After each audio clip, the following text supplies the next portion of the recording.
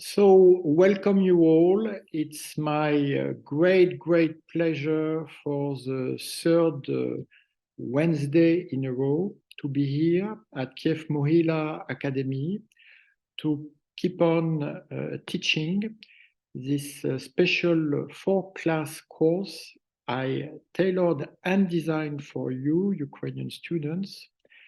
And it is my great honor and pleasure to have Constantin Sigov among us. For me, speaking from his alma mater and institution in front of him, it's really something that is very important for me. Thank you for your comment. Thank you so much. So the first class was about Vladimir Assad and Bashar Putin. The second one about the Syrian laboratory, and this one will be about the Russian-Iranian alliance.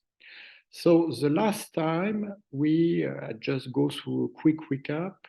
We had the 3 points about the Syrian laboratory, about, from Putin's point of view, paralyzing the UN, using and developing terror techniques, and targeting the truth.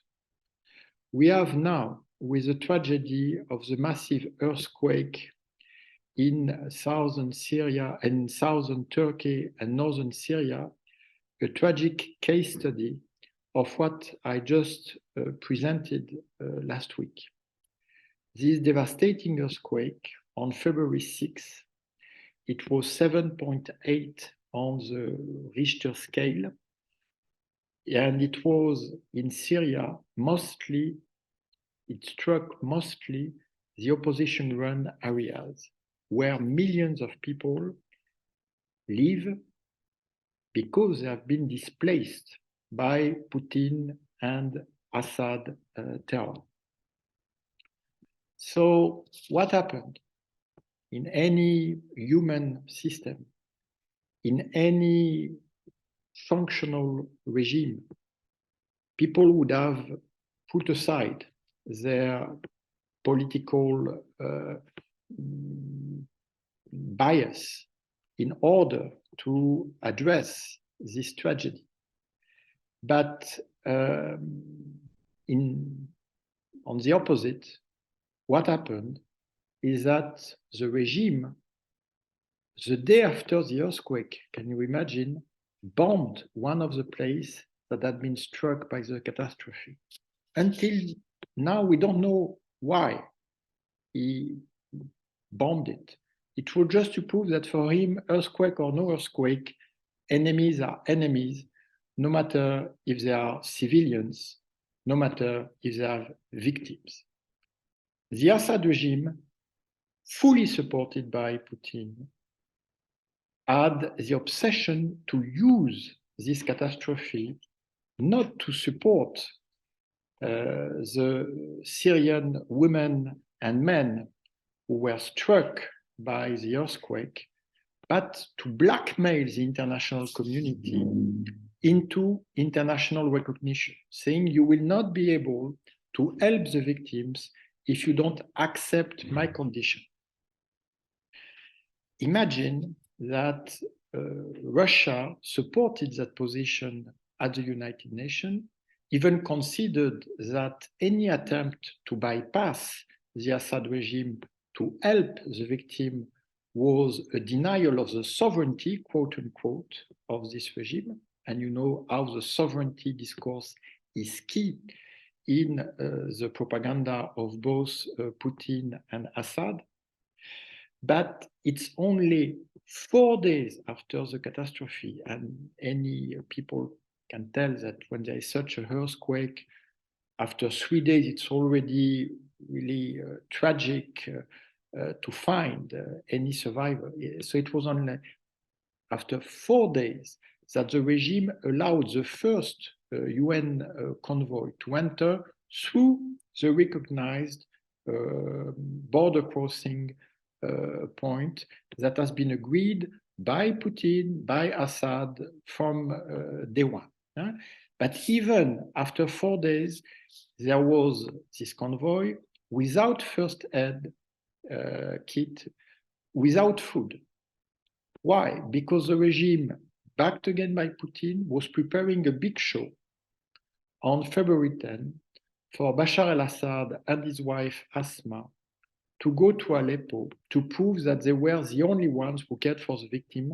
But despite that, they didn't even announce the national day of mourning, while on the other side of the border in Turkey, it was already a 7 days mourning. Russia sent 300 quote-unquote rescuers, but in fact, everybody on the ground, all the international monitoring agency can testify that those Russian helpers didn't help anybody. They were there only for propaganda. And in fact, the only place where they really worked to save people was in Kardaha. Kardaha is really the backbone of the Assad regime, next to Latakia, next to the main Russian airbase on Syrian territory. So who were the victims in Syria? It was the white helmets, people who have been really doing an incredible job, humanitarian job, all throughout the Syrian tragedy for now nearly 12 years. And of course, those people have been targeted as terrorists by both the Assad and Putin's propaganda. They were the only one working with fellow Syrians without any bias, which is the basis of any humanitarian intervention. And it's only on February 13, 1 week after the catastrophe, that Damascus decided to open 2 additional crossing points to UN, and it had waited that week because of the Russian support at the UN. So remember what I taught during the last class, we still have this paralysis of the UN that is at the very core of the Putin's aggressive policy. And it's only on February 14 that yesterday, 8 full days after the catastrophe, that the regime allowed the first convoy to the rebel-held Aleppo countryside. The estimate of the number of victims in Syria is 360 minimum people killed. It will probably double, but in fact, it might be that we will never know. It's like the whole body count of the Syrian tragedy. And Russia is fully an accomplice to this covering up of mass tragedy. So we will probably never know. There's no modicum of transparency. And you have also to remember that in Turkey, many victims are Syrians, are Syrian refugees who have been forced, who have been expelled by the Assad regime and Putin's air force into neighboring Turkey, into the border areas that have been hit by the earthquake. So I wanted really to show it's so sad, it's so distressing, it's so depressing that what I just tried to expose you last week has been dramatically confirmed by this catastrophe. Another thing about the terror techniques. The terror techniques now, according to the Ukrainian health minister, during the past year, 1,218 health facilities have been damaged in Ukraine, including 540 hospitals, with 173 totally destroyed. So you see how what happened in Syria has been replicated on even larger scale in Ukraine. And as a transition to my main presentation today about the Russian-Iranian alliance, according to the Munich security report that has just been released, 40% of the Ukrainian people consider Iran as a threat. I suppose 1 year ago, nobody even cared about Iran as a threat or as a country in Ukraine. And today, Ukrainians consider Iran as a greater threat than division among Western powers and international organized crime. Why? Because of the drones that have been hitting Kiev and the rest of the Ukrainian territory since last fall, and because of the Russian-Iranian alliance that President Zelensky was the first to denounce publicly last fall after those strikes. So I will go first through an historical background. Then, as you may have noticed, I'll go through the three-part method, and the three parts of today's lesson class would be no ideology, global war on terror, and from Syria to Ukraine. So the historical background. The historical background is part of the Russian imperialist consistent push to the south through the 19th century, when Iran was ruled by a dynasty called the Qajar. And there were significant victories and significant conquests by Russia in 1813 and in 1828. Because of the resentment that this created among the Iranian population, at the time it was called Persia, the Russian embassy was attacked in 1839 in Tehran. It was a riot that has been triggered by fierce religious discourse, and 37 people were killed in the Russian premises, including the Russian envoy. But at that time, the Tsar decided not to retaliate, to accept the Persian apologies, because he was pretty busy far more in the West. And it was the time of the so-called Great Game between United Kingdom, Great Britain on one side, and Russia on the other side. Both of them fighting for influence in Persia. The Russians trying to push south, the British trying to contain the Russian push, and the Russian trying to, in fact, direct the Persians into Afghanistan, while the British were trying to transform Afghanistan into a buffer state with their Indian empire. So, to make a very long story short, eventually in 1907, Russia and England agreed to divide Persia into influence zones, power areas, to the north with Russia, to the south with England. But for Russia, it was not only an issue of influence, it was also an issue of counter-revolutionary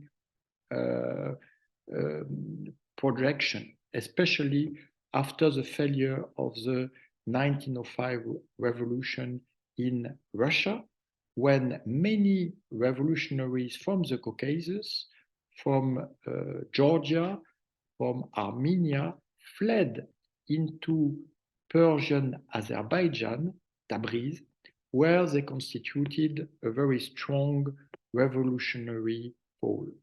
So Russia not only divided the country into influence area with England, but also supported the anti-revolutionary coup in 1911, which eventually led to the dictatorship of and a later coup, so the end of the Qajar dynasty, with Reza Khan becoming the leader in 1921 and establishing a new dynasty, the Pahlavi, in 1925.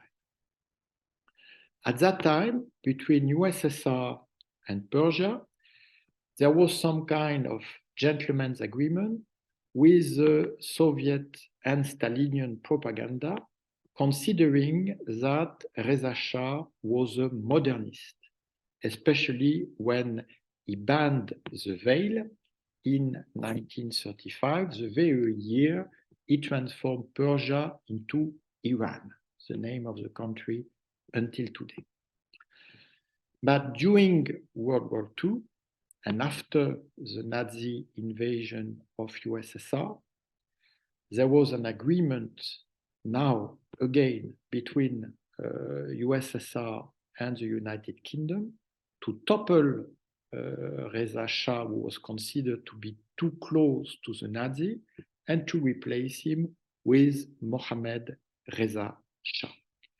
And at that time, Iran was crucial for the delivering from the Persian Gulf of first British and then American aid to Soviet Union, all during World War II.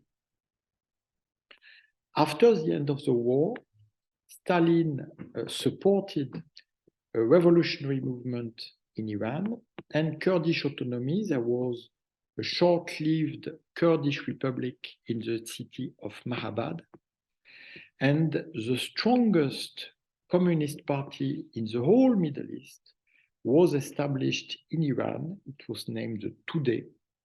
And the Tudeh party so prospered, but was repressed after a CIA-supported coup in 1953 against the Prime Minister Mossadegh, who had dared to nationalize the oil industry.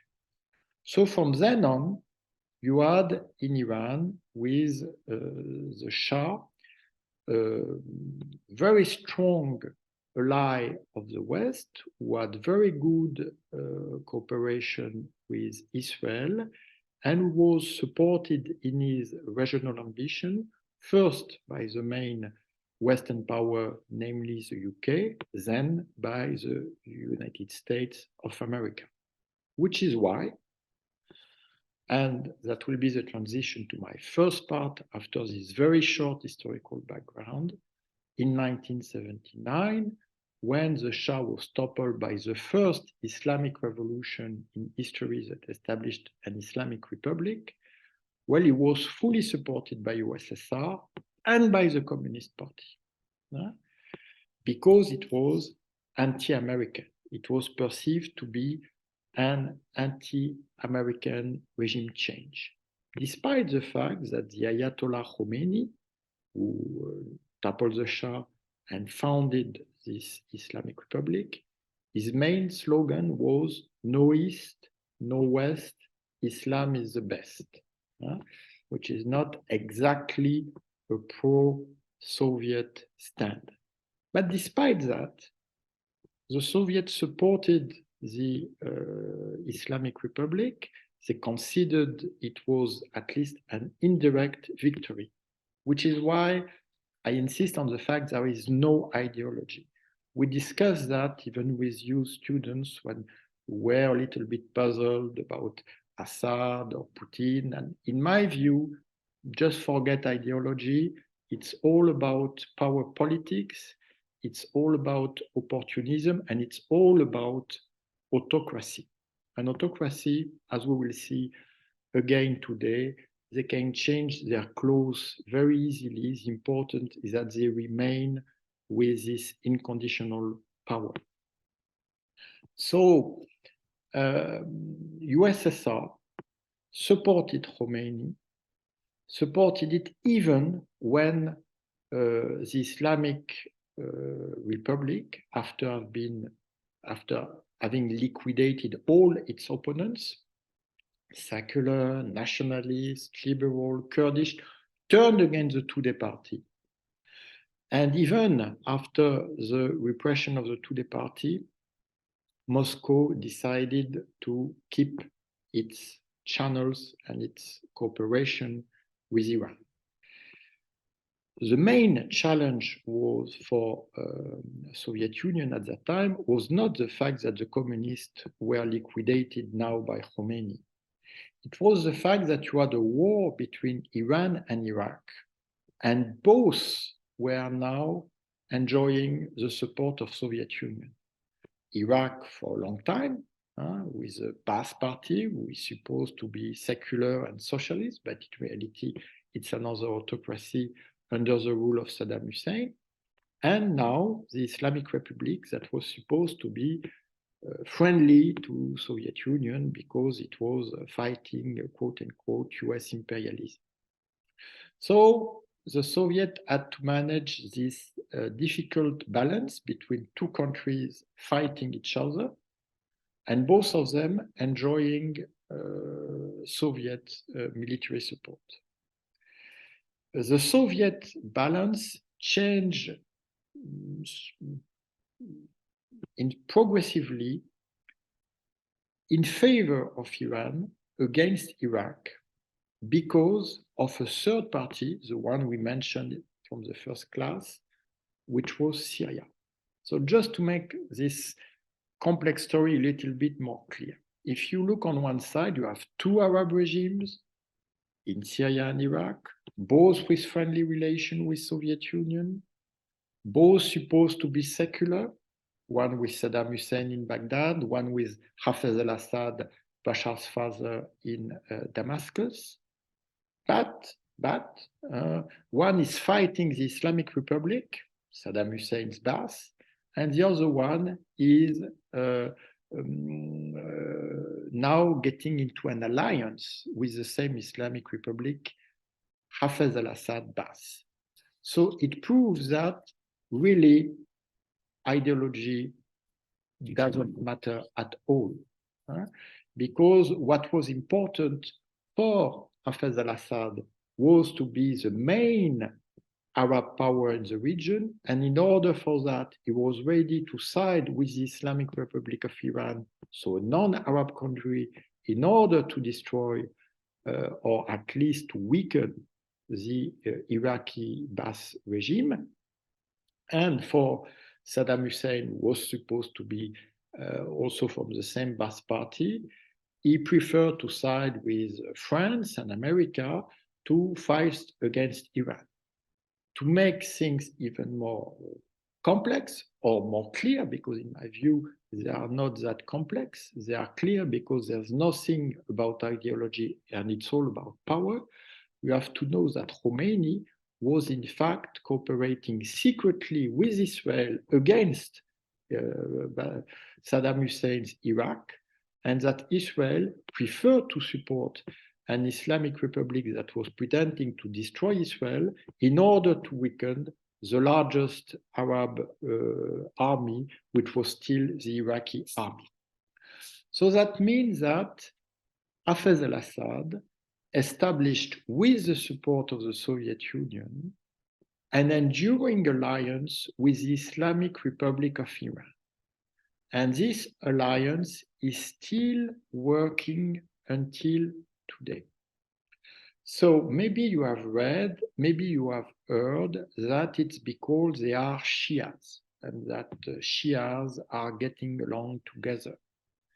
In fact, the Assad clan belongs to the Alawite community, which doesn't mean that all Alawites support the dictatorship of Hafez and now Bashar al-Assad. But what is more important is that Alawites are not Shias. They are part of a different brand of Islam. And from the point of view of the Islamic Republic, they are not even good Muslims, quote unquote.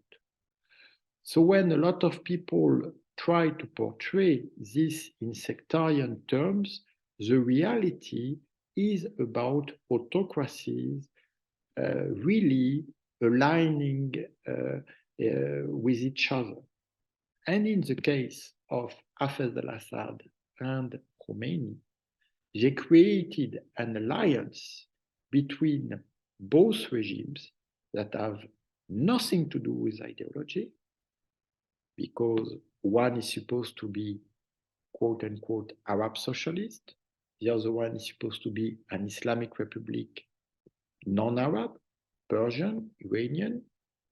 It has nothing to do with the propaganda of both regimes, but it has everything to do with the autocratic nature, the fact that both regimes are denying the popular demands for popular participation. One under the motto of Ba'ath Party of Arab Socialism, and the other one under the motto of Islamic Republic or State Islamism. But from day one, Soviet Union and Moscow was part of this very unholy alliance. And we have to understand that because it has been enduring until today. And so Iran and Soviet Union were pretty passive during the Kuwait crisis of 1990-1991 that was triggered because Saddam Hussein, after this 8-year bloody war with Iran, he ended up with absolutely no gain. Well, he had remained in power, but in order to gain something out of his regional environment, he decided to invade and occupy and annex neighboring Kuwait. And there was an international coalition led by George Herbert Bush administration in Washington, with 500,000 US soldiers in the Gulf in order to liberate Kuwait.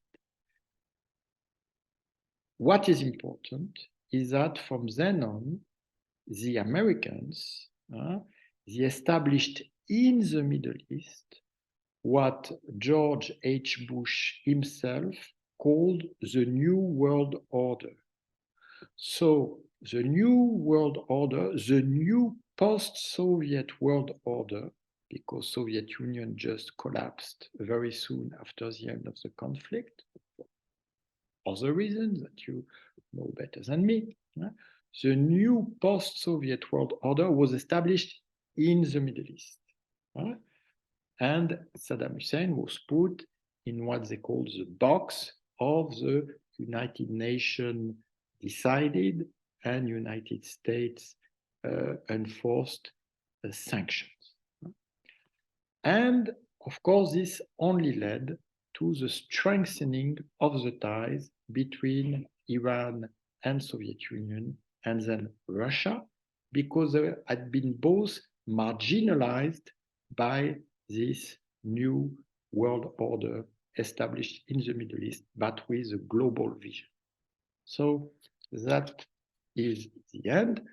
My first part about no ideology. I hope I was not too dense in the historical presentation. So if you have any comment, remark, question, before I move to the second part.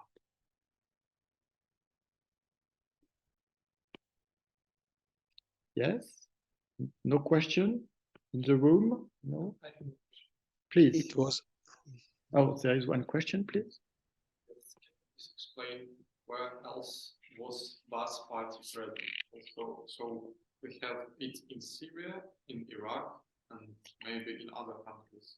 And how it is structured? Like, is it high authority of all of Ba'ath says? I don't know.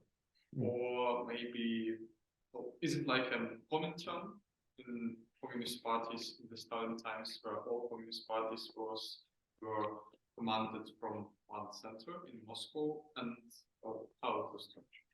So the Ba'ath Party, if I may say, is like an Arab Comintern, because their motto is Umma Arabiya Wahida Zat Risala Khalida. So one unified Arab nation with one eternal message. except you had two past parties. So you can, if I may make the parallel, it's like the split between Stalin and Mao, or Khrushchev and Mao. The fact that you had eventually two communist parties, both pretending on the world arena to be the only ones. So you had a very peculiar structure, because it was supposed to be for all the Arab world. So you had two leaderships. One was called the Pan-Arab leadership, and the other one was the national leadership. So you had the Pan-Arab leadership in Syria, with the pro-Syrian Ba'ath party having branches in Iraq, in Lebanon, in Tunisia, and so on and so forth. And you had the pro-Iraqi Ba'ath party based in Baghdad, with branches all over the Arab world. And in Lebanon, the two Ba'ath parties were fighting each other very bloodily. So instead of bringing Arab unity, it brought even more disunity. So when people are focusing on ideology, they say, oh, it's strange. But when people like me, many other colleagues, consider that all this ideology is just, to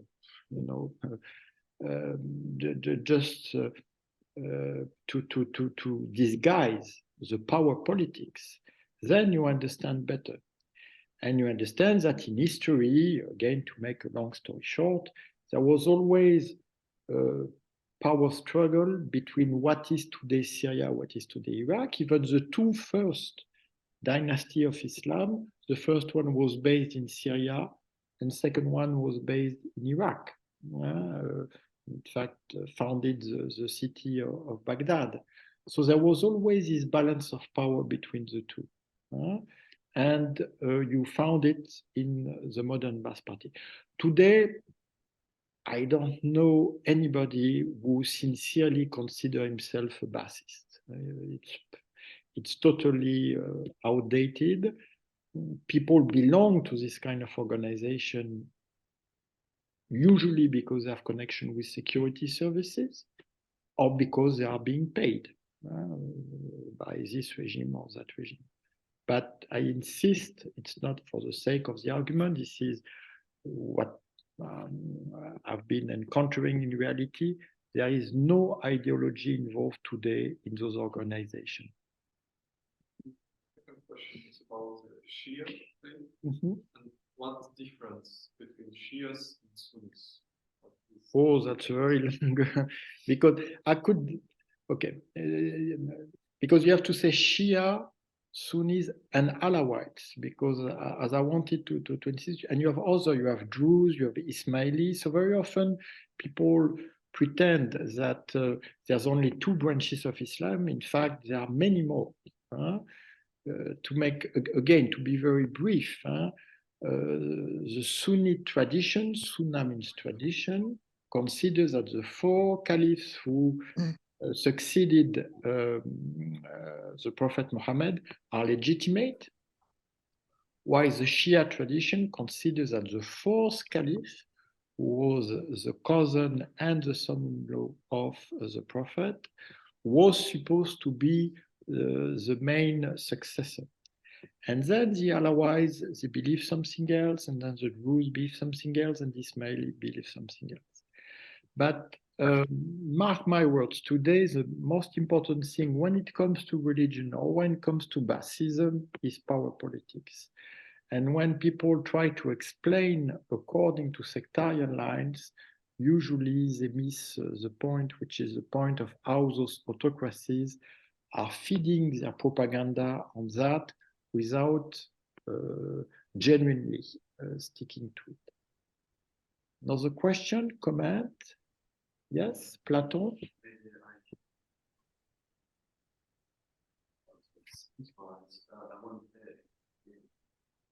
Structure. I want to ask you about how the regime can be, as I say, by guarding council and see what can the law of the and change politicians if they want, and they are under control of supreme leader. Yes. So how the regime can be changed by law? The regime cannot be changed, and which is why Hafez al-Assad and Khomeini went in league together so smoothly, which is why Bashar al-Assad and Khamenei go in league together so smoothly, despite the fact that one is supposed to be socialist and one is supposed to be Islamist, because in both instances, it's impossible to change the regime. In Syria, as we saw in the first class with Vladimir Assad and Bashar Putin, because of the autocratic nature of the regime and the repressive nature of the Mukhabarat, and in Iran, because you have a very unique model of elective theocracy. Now, what I mean is that you have two levels of power. You have the so-called guide, so Khomeini before 89, Khamenei since 89. The guide is, he has a theocratic legitimacy. He cannot be contested by any institution. And he has his own political clout. And you have the various constitutional bodies that have been established by the Constitution of the Islamic Republic in a theocratic meaning. And you have today, and we will mention them, of course, the Revolutionary Guard that were established supposedly to protect the revolution, but in fact to protect the regime, and who became the shock troops of Iran during its war against Iraq. And then you have elections. And so very often people say, oh, we will have a moderate president, or we will have a radical president.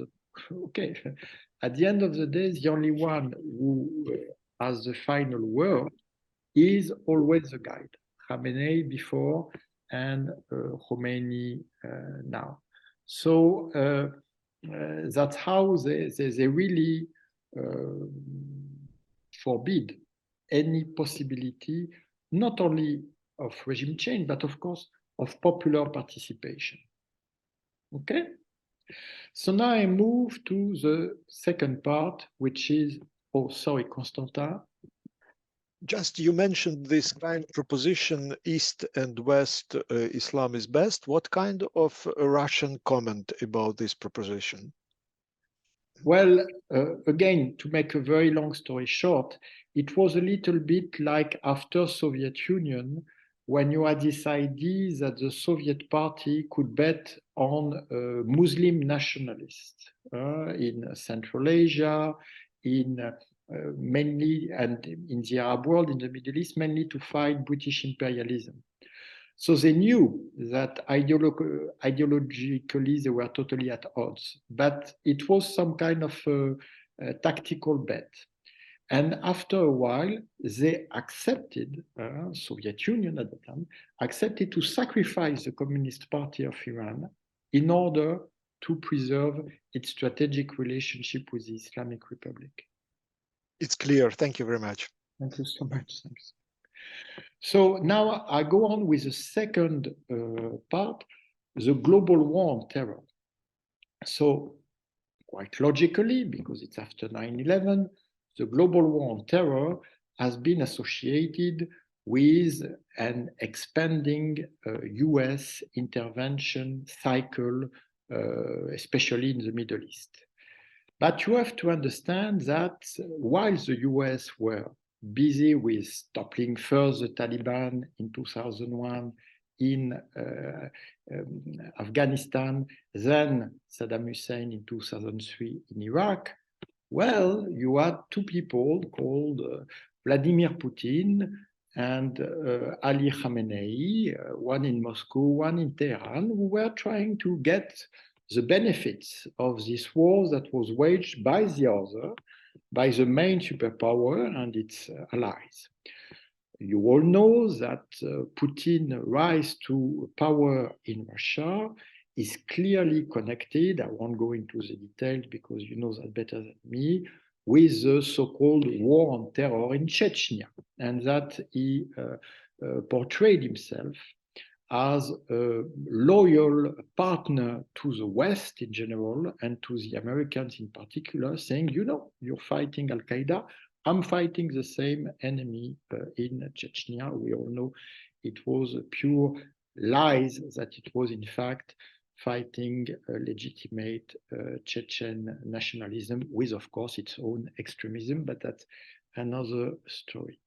What is sure is that from the Iranian point of view, the so-called global war on terror got rid of their main problem in the East with the Taliban and their main problem in the West with Saddam Hussein. Of course, the Americans didn't do it on purpose, but the reality was that after 2 years of so-called Western victories, Iran was stronger than ever. And of course, the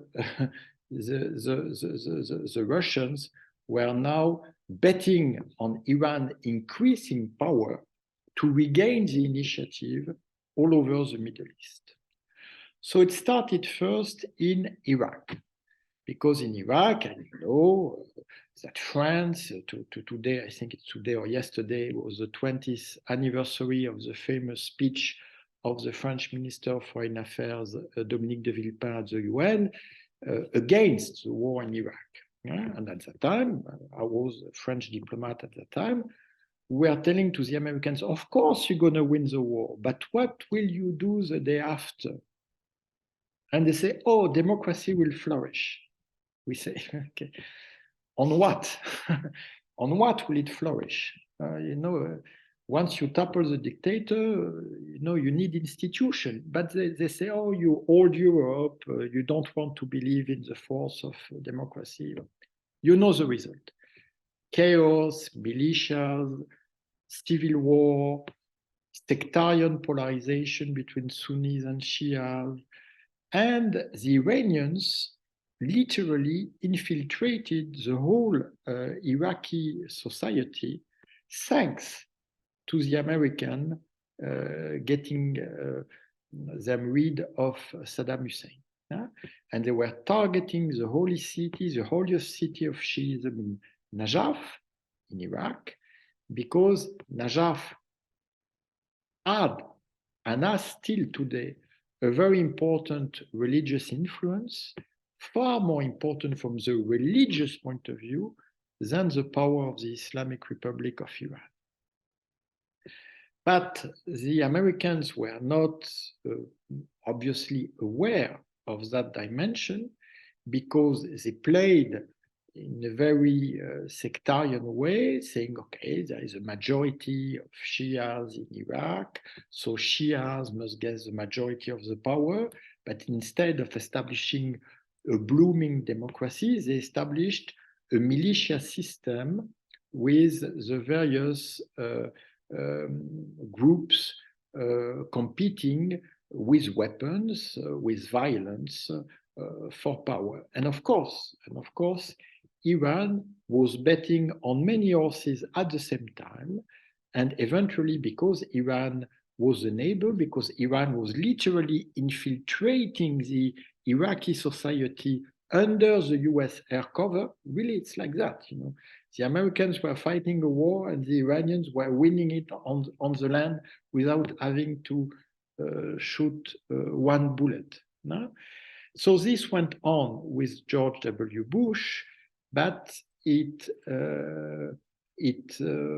went on also under Obama, especially with Joe Biden as vice president, who was de facto in charge of the Iraqi file.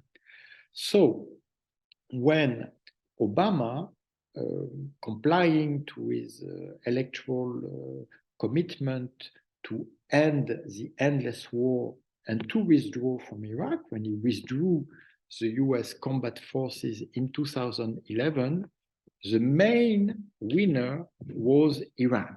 The main winner was Iran and remained the winner. And this prominent position of Iran in Iraq, that has been the unexpected outcome of the US invasion, the toppling of Saddam Hussein, went even worse when the so-called Islamic State in Iraq and Syria, Daesh, in 2014, created a terror caliphate on both sides of the Syrian-Iraqi border and was established in Mosul in northern Iraq. And at that moment, Obama, with the support of French President François Hollande and Prime Minister David Cameron in the UK, launched an anti-ISIS coalition. So all this looks perfectly well seen from afar. But the reality again was that they gave air cover to commandos that were Shia commandos and very often pro-Iranian commandos. I could see that. I was in the city of Mosul after the liberation of Mosul from the jihadi terror, and I could see that for the first time in history, Iran had managed to set its foot, to establish a military position in this stronghold of Arab nationalism. That was a so-called Popular Mobilization Militia, Hashd al-Sha'bi. So popular mobilization militias have been engineered by the Iranian intelligence under the leadership of General Qasem Soleimani, who was the leader of the Al-Quds force of the Revolutionary Guard, which is in fact the external branch of the shock troops of the Iranian regime. And General Soleimani was present himself on the ground in Iraq in order to coordinate this so-called popular mobilization. And then, with the global war on terror, we saw that there was a global war on terror under George W. Bush administration, that Obama tried to end this endless war, but in fact, he started a new one, not of his initiative, but because of ISIS terror caliphate, and it ended up with reinforcing even more Iran's hand in Iraq and in the region in general. Then the Peace Nobel Prize Obama wanted to conclude the nuclear deal with Iran. We saw that it was one of the reasons why he didn't react forcefully to the gas bombing of Damascus in 2013, one of the reasons why he didn't fulfill his own red lines, and one of the reasons why the escalation started, from Putin's point of view, from Syria until Crimea in 2014. So in 2015, Obama saw that it was peace for our times, and he made this deal with Iran, but he made a deal with who in Iran? He made a deal with the elected face or facade of the regime, people who are supposed to be voted in and voted out. He never made a deal with Khamenei. He never made a deal with the Revolutionary Guards. So the deal that was finally struck in 2015, which is a very positive deal when it comes to the nuclear issue, in fact, led to the increase of the Iranian destabilization all over the Middle East. In Iraq, we saw that they did it with US air cover. In Syria, we discussed that in the two previous classes, where the Iranians provided the shock troops of the Assad regime with the Russian air cover. In Lebanon, with so-called Party of God, Hezbollah, that was sending militiamen also to Syria. So you had, again, for the first time in history, or at least in recent history, not talking about antiquity, you had a continuity between the territory of Iran, previously Persia, and the Mediterranean Sea. So that was totally new, and of course, for Putin and Russia, that was a new opportunity to extract resources from the region. So that was the end of my second part. Again, I'm sorry if I was a little bit compact, and if you have any need of clarification, comment, I would be happy to answer any question. No? I overwhelmed you with too many data, I'm sorry. But it's important to present this regional background in order to understand, because otherwise the very idea that you have Iranian drones in the skies of Ukraine may look a little bit exotic, while in fact it really stems from this long-term history and power politics. Okay, so I move on with the I can understand because, oh, sorry, I didn't see your hand raising. Well, does this popular movement, they control land? Like they have some authority, they make power there, they make some kind of, I don't know, regional assemblies or what? No, it's more, you know, in the same way I explained that the Islamic Republic, you have the official facade and the real power. It's the same with this popular mobilization that the official Hajj Shabi. They don't, you don't say we control the city, but they have checkpoints. They can terrorize people. They don't say this province is ours. They don't say that. They say officially they respect the ministers, they respect the governor. They respect the governor of the official Iraqi. Yes. But the governor knows that if he goes against them, he might meet his creator very soon. So they respect always the external legitimacy. They don't want. They're happy with the US giving them air cover. They don't want to have official power. But in fact, they are blackmailing the whole institutions, and as you may have seen, they have been the striking force against the popular protest. There was, if I may make the comparison, there was some kind of a Maidan in Baghdad in 2019. They occupied the center square in Baghdad. They were calling for reform. They were demonstrating against the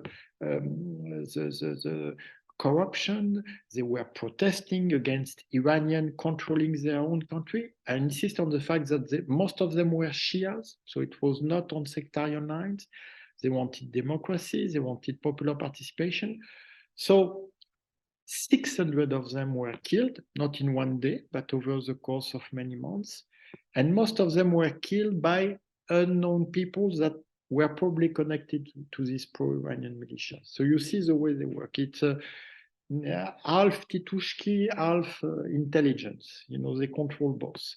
But they don't say we are the power. They don't say, but if anybody could threaten the Iranian influence in Iraq, he could be killed or liquidated very soon. So they control all of Iraq, or for them, the key is Baghdad, for obvious reason. The south because of oil, but in the south, which is predominantly Shia, there is a strong opposition to these pro-Iranian militias, mainly from Shia clerics in the holy city of Najaf.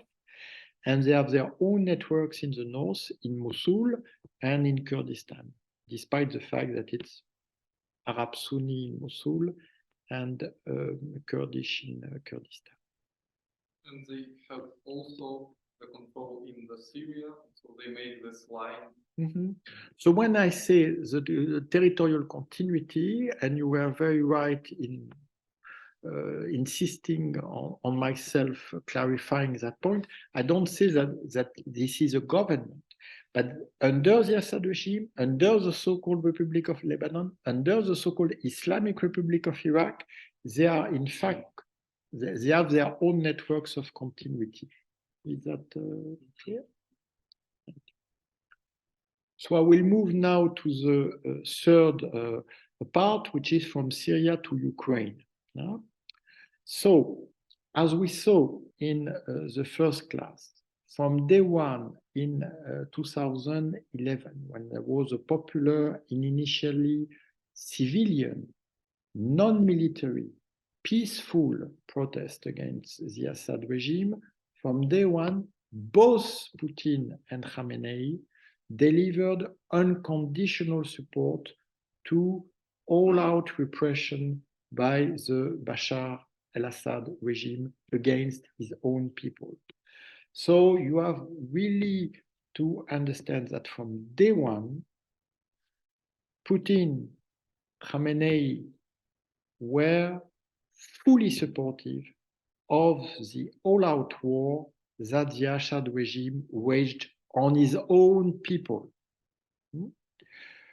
For all of the reasons that we mentioned before, that ideology has very little to do with that, but in Moscow and in Tehran, they were convinced that the first concession is the last concession, that you have to really liquidate any dissent.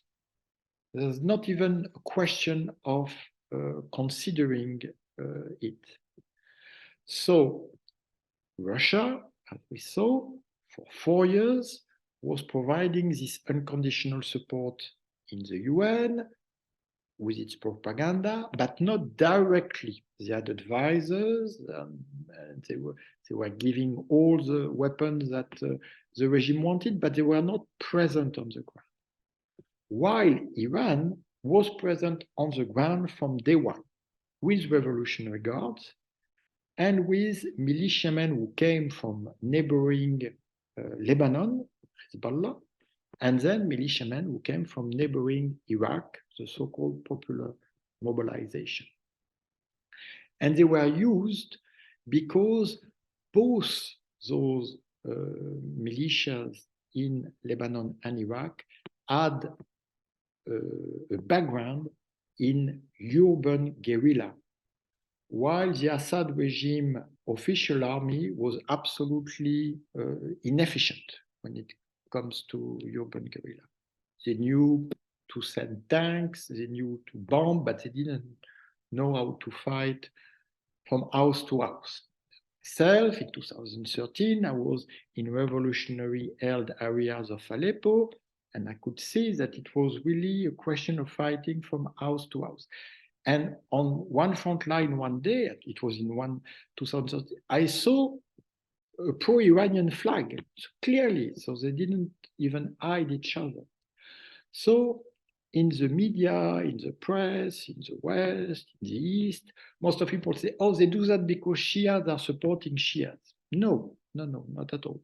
In fact, even the Iranian propaganda or the pro-Iranian propaganda never said that they were doing that because Alawites were Shias or Assad was Shia. They say they were defending the holy sites in Syria. So what holy sites?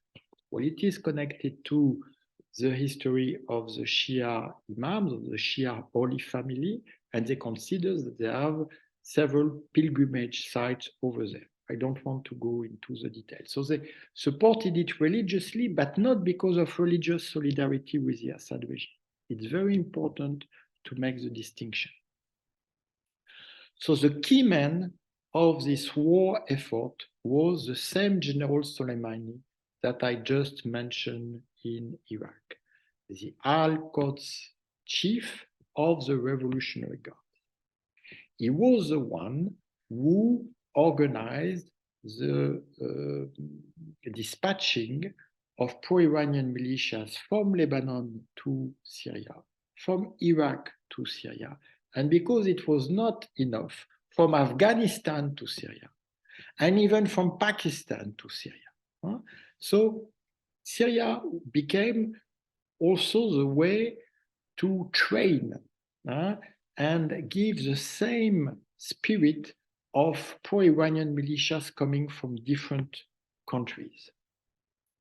But in 2015, despite all that, despite the fact that there was this unconditional support, despite the fact that Obama had abandoned his red lines, despite the fact that, as I described you in Syria, from the opposition point of view, you had no aviation, no artillery, no tanks, no air defense. Despite all that, in 2015, Assad was ready to collapse. So what happened? Well, General Soleimani went twice to Russia, and he really pressured Putin and his counterparts in the Kremlin and in the Ministry of Defense to go directly, openly to Syria.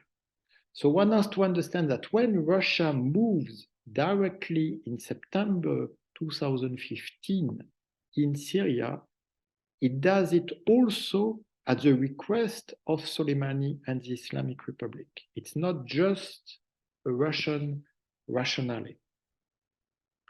So, as we saw in the previous class, this was the beginning of the Russian global war on terror, but the Russian way, Putin's way. That means everybody who stands between me and my goal is a terrorist.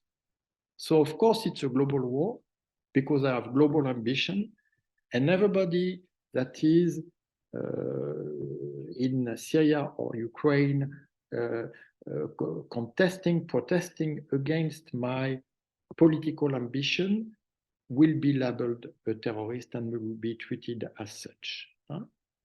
And so, as we saw in the previous class, America, France, the UK took care of ISIS in Syria, while Putin and the Revolutionary Guard and Iran could really, 90% of their war efforts was targeted as the anti-Assad opposition, and only a minor part at the jihadis. And this is where, now I'm reaching the end, this is where the drones appear. The Iranians have a decent, solid defense industry that they developed during the war with Iraq, that they developed quite a lot from Soviet and then Russian components, but they developed their own. So they developed drones very early on, and they use them a lot in Syria to support their war effort on the ground. So the first drone were called Ababil. Ababil are supposed to be the birds in the Quran that saved Mecca from the invaders. Then they called the next drone Muhajir. Muhajir are supposed to be the people who emigrated from Mecca to Medina to follow the Prophet. So you see, it's always very heavily Islamic terms. And then they invented the Shahed. Shahed means martyr. Martyr in Islamic term and in the Islamic Republic is crucial. So naming a drone martyr is not something irrelevant. It's very heavy, very heavy. So it is in Syria, with Russian cooperation, in an airbase called T4 in the desert of Palmyra, that the Iranians developed a drone with Russian collaboration called Shahed 123. And then it expanded it to Shahed 129. I won't go into the, but you understand that each time they develop it, that means that there is a wider range, that there is a greater weight that they can carry. And in 2017, they tested this Shahed 129 against a US airbase in Syria. And ultimately, they developed the Shahed 136 that has been used by the Russian army during the last months in Syria, in Ukraine. So the Russia, in order to pretend that it was not an Iranian drone, they renamed the Shahed 136 geranium, like the flower, geranium 2. So they call it Geran 2. But the Geran 2 is Shahed 136. This is absolutely the same, no matter what Cyrillic they put on it. And it has been used intensively against Ukraine since the last fall, when, remember the last class, when the terror techniques of Putin's regime developed in Syria, extended to Ukraine, and became more systematic by the targeting of civilian infrastructure, mainly energy infrastructure, in order to break the morale of the Ukrainian population by attacking its very source of energy. So why did Iran contribute so much to this campaign? First, for everything I presented you. And as you see, this is the conclusion of a very long story. It didn't happen yesterday. And Syria was really the place where this collaboration between Putin and Khamenei's regime became so solid, so efficient. But it is also because, you know, the Iranian regime, they have a long thirst for vengeance, for retaliation. And in 2020, Soleimani had been killed in Iraq, in Baghdad.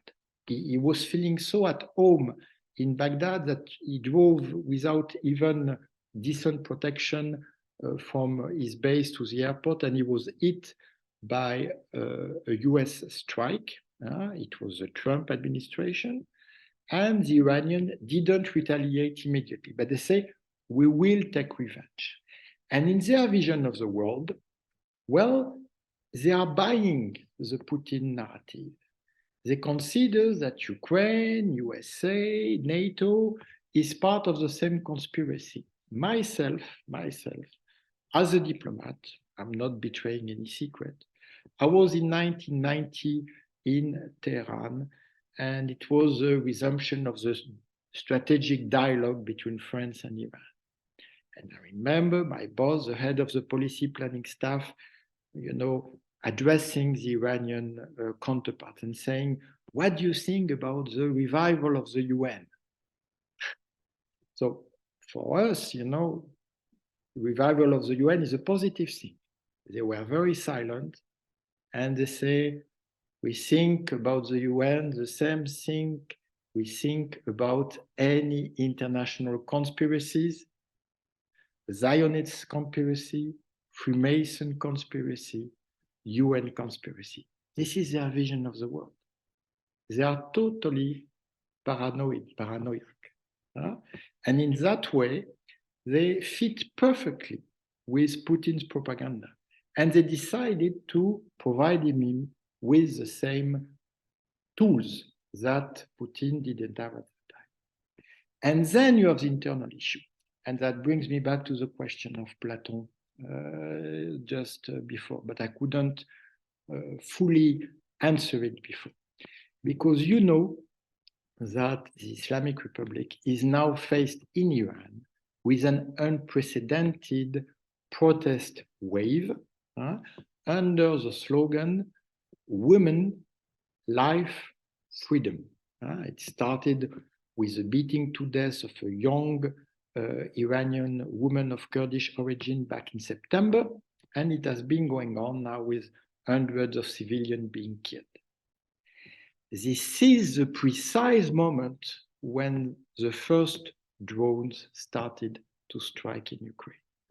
From the point of view of the Iranian Islamic Republic, of the Khamenei regime, fighting the enemy within and fighting the enemy without is the same struggle. The same way we saw Vladimir Assad and Bashar Putin. There is a continuity of autocracy.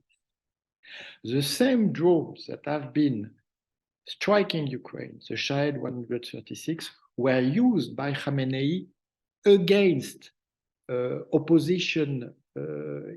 opposition sites in northern Iraq. The same weapons. So you see how there is a continuity of the perception of the threat that they have and of the way they deal with this threat, which is absolutely ruthless. But I have to insist that Europe, and I insist on Europe because the whole US-Iranian dispute has been well documented, but the first sanctions that were taken by Europe against Iran were taken because of the use of the drones in Ukraine, before even Europe took the same kind of sanctions against the repression, the domestic repression in Iran. So just to give you an illustration of how Europe took this Iranian threat against Ukraine very seriously. So I come to my conclusion, because the time is up. So it all will be followed, and I hope to be fully coherent in the fourth and last class next Wednesday. Your president, Volodymyr Zelensky, made a vibrant call to Israel and to the rest of the world to unite against the Russian-Iranian alliance. He was the first one to describe it, and I give him full credit for that, for his lucidity. He was really, never before had anybody said in those terms that there is an alliance between Russia and Iran. And I think it's very clear today.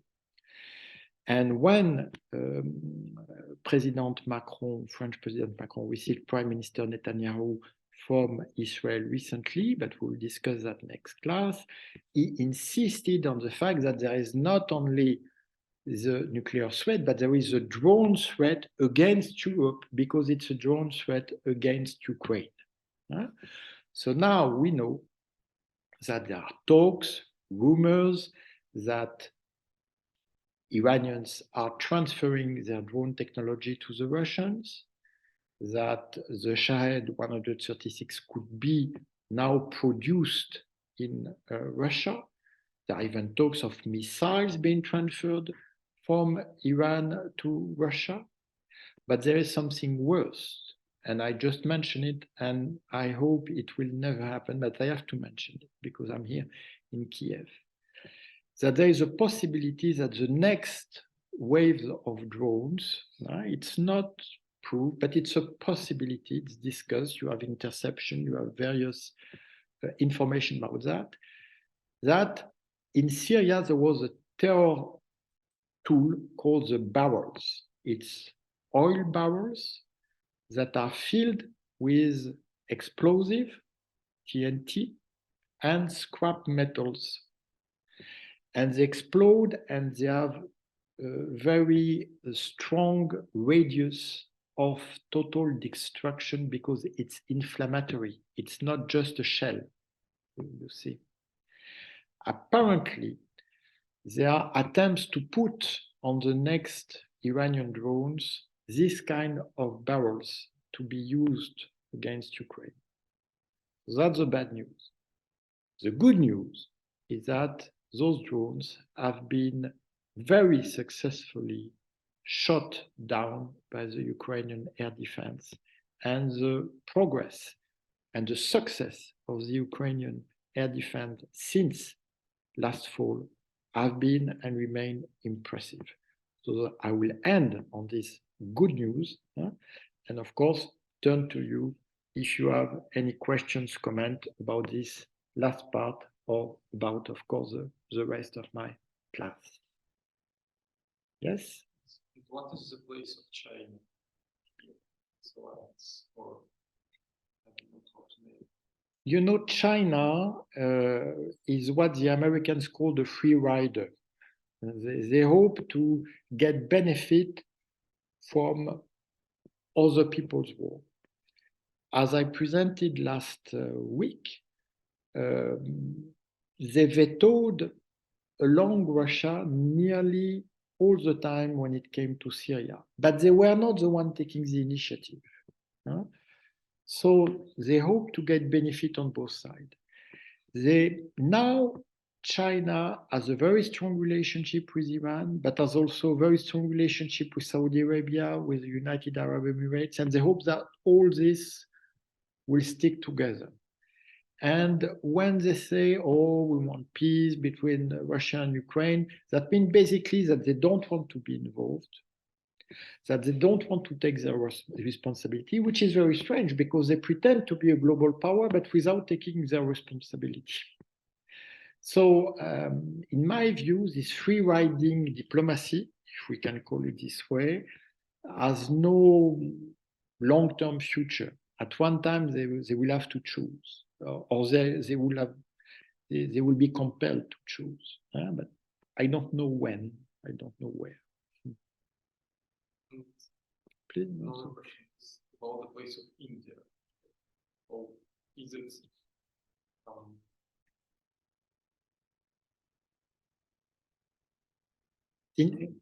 India has a very limited global outreach. Yes, but well, I mean that India is a rival of Pakistan, and what is the relation between Pakistan and Iran? Yeah, but this is we're talking about regional politics. It's fascinating to see how India, they speak about the global south and all that, but at the end of the day, they have a very limited global outreach. They have the rivalry with Pakistan. Pakistan has its own issue with Afghanistan, but more or less between, there is some kind of, Iran is on the other side of the world with the Middle East. They don't get into direct rivalry of confrontation with either Pakistan or India. So they stay more or less out of it. The last question is about the Taliban. And, well, you said that when America came and toppled Taliban in 2001, it was a victory for Iran, and now Taliban is back to power. And what is the relations between this new Taliban and Iran? You know, that, when I said it was a victory, I would say a success, because they were not actively at war with the Taliban. They were competing because they were both theocracies, each one competing, for its own legitimacy. The new Taliban, they are really their own problems right now. The country is a mess, is in ruins. They are not able to export their ideological model, supposing they have one. So the main issue between Iran and Afghanistan is not now political, it's the issue of drugs that are being produced in Afghanistan massively, and that enter also massively into Iran. So you have border clashes, but border clashes about drug smuggling much more than that. Yes, Constantin? Thank you very much for this excellent conference and very important analysis. We remember the last news about the conflict Iran and Israel. What kind in this triangle, what kind of scenario can you imagine for the near future, Iran, Israel, and the West? Well, that's very wide issues. I think on both sides, they know how to they know the red lines, if I may use these terms, and nobody dare to cross them. But if you allow me, I will devote a significant time of my next class to the fact that Russia used the Iranian threat to trap Israel in Syria. I will just elaborate on that next week. It's not to answer you, but because it's quite complex, because you have two visions. You have President Zelensky visions who see the more powerful are the Russians, the more powerful are the Iranians. And I do believe he's right. And you have Netanyahu's vision, who believed, and maybe he's changing his position right now, I hope so, that the more the Russians are powerful in Syria, the less the Iranians can threaten Israel from Syria. I think he was wrong. He was really wrong, and he was trapped by Putin into this wrong vision. But if you allow me so, because the last class will be about the post full-scale invasion Middle East, and it is very key to that, because it is key to Putin, in fact, blackmailing Israel by his partnership with Iran, but is really like a pyromaniac bomber. He is fueling the Iranian flames while saying, oh, look, I'm the only one who can stop the Iranian flames. But without Putin, there would be very little Iranian flames, certainly at the northern border of Israel. I hope I was clear and consistent enough. Yes, absolutely clear. Thank you very much. Thank you so much. Yes, Platon?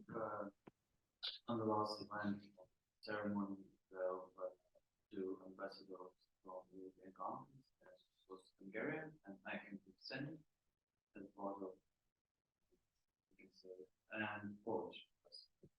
How can you explain why Polish that are pro-Ukrainian, Polish ambassadors take part in this ceremony? I'm not sure I understand which ceremony. It was the last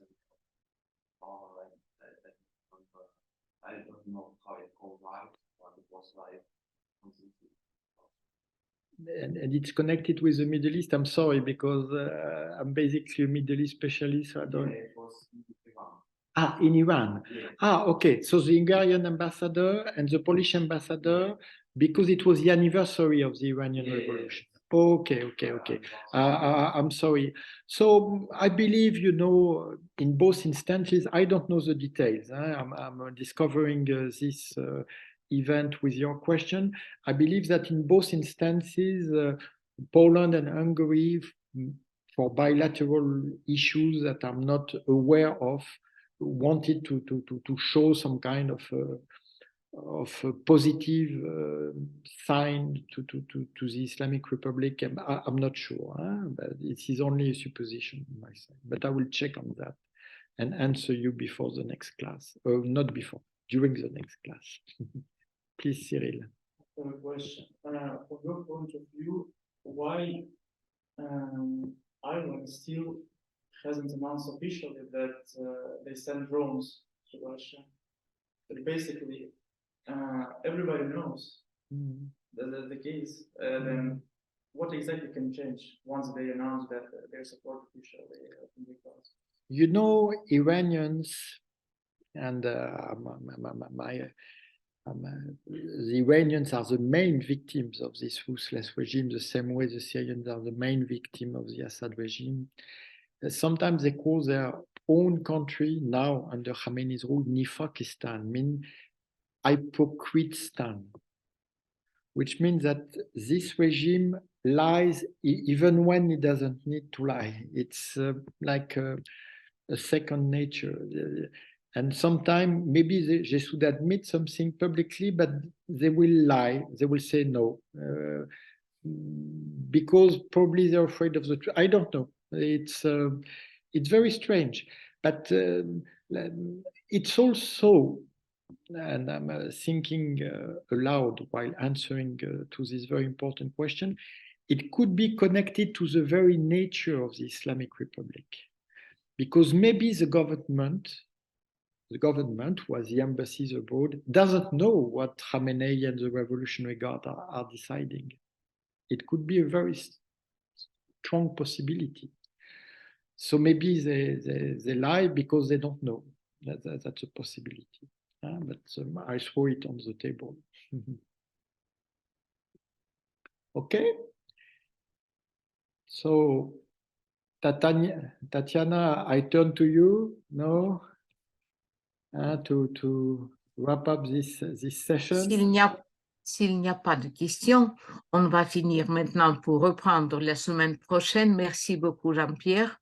Merci infiniment. Et je vais dire à mes étudiants, мої шановні, будь ласка, ми за 7 хвилин починаємо нашу лекцію. Це стосується наших магістрів.